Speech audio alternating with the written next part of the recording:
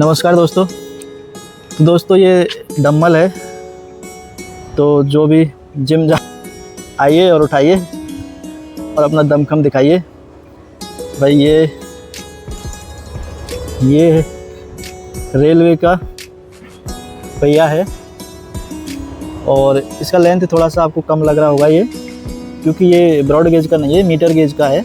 और metre gauge का ये डिस्टेंस लगभग 1 मीटर ही रहता है और ब्रॉड गेज में लगभग 1.6 के आसपास रहता है। अब ये इतना भारी होता है कि अगर इंसान के ऊपर से गुजर रहा है ना, तो इंसान पैर अलग हो जाता है, हाथ अलग हो जाता है। तो एक पहिया भी इतना हैवी रहता है कि एक पहिए भी अगर गुजर जाए तो इंसान का हाथ को अलग कर सकता है ये।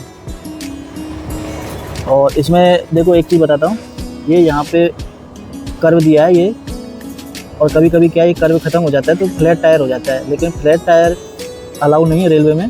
तो अगर ऐसा फ्लैट टायर का कोई सीन बनता है तो उस व्हील को हटा के दूसरा व्हील लगा दिया जाता है, एक सेफ्टी पर्पस के हिसाब से।